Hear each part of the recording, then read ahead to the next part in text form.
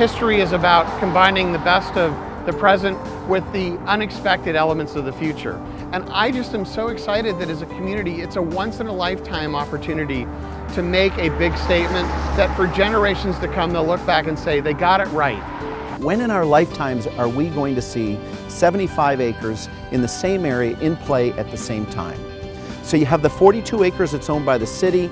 You have the Quay property, which is now in its design phases for what that's going to become. And then across the street from that, the 7 acres that's all individually owned that was going to be the proscenium at one point. So when you piece all that together, this is an amazing opportunity to collaborate and to figure out great uses, great green open spaces for our community, great access for our neighborhoods. The Bayfront Cultural Park is that next amazing opportunity we have as a community. Think about 42 acres and all of the next step evolution of what the Bayfront could be by letting those ideas come to fruition in this time, and an opportunity that won't happen again. We have an amazing group of civic-minded folks, neighborhoods, arts organizations, nonprofits, all involved in this. There are 46 right now, and that will keep growing.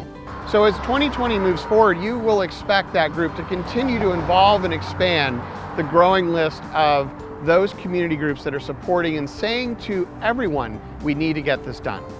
The orchestra and the Van Wezel have been collaborating now, which is fantastic. They're finalizing their assessments.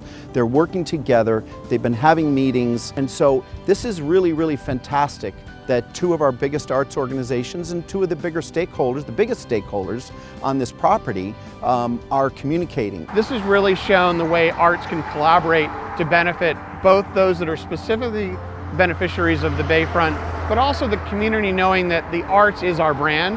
And I've loved to see that collaboration. It's been one of the best things of really diving deep into how you get something done. The other key thing that we've learned, and the information that we gotten, came from our city.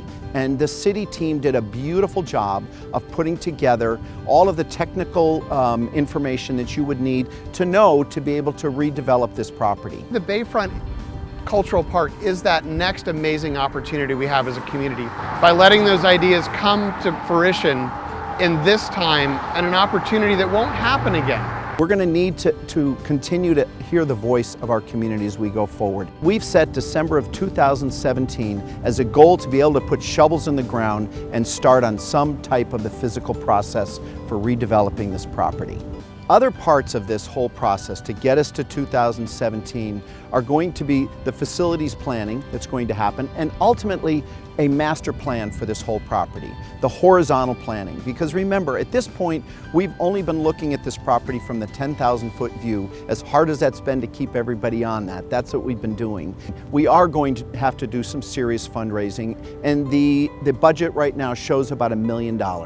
So we need to figure out an entity or a way to be able to bring those funds in, and hopefully at this point they would come from the business community, because the big philanthropy gifts that we would be looking for when the facilities actually start talking about what their needs and what they want to build, that's going to come later. The $1 million is going to allow us to continue and expand the outreach.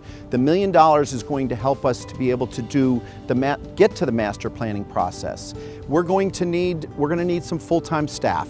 We can't have all volunteers doing this all the time as we have right now. So we're going to need an executive director and probably some support staff.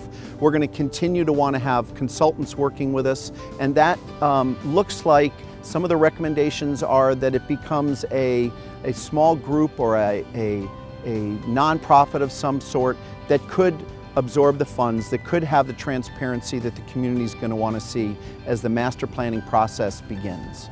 It's so valuable because it is community land, because it is so unique across Florida to have that kind of land in such an amazing setting that is there for the benefit of the entire community. That doesn't happen everywhere. The 42 acres that we're standing on right now are governed and owned by the city of Sarasota. So as much as Sarasota Bayfront 2020 is here in support and giving some guidance, the ultimate yes or no decisions are going to be made by our city commissioners going forward. But I know that if we all work together, we're all going to win. The community's going to win, the arts organizations are going to win. Ultimately, Sarasota and this entire region is going to win. We're very lucky to have that there, not just for today, but for every other generation in the future that will call Sarasota home.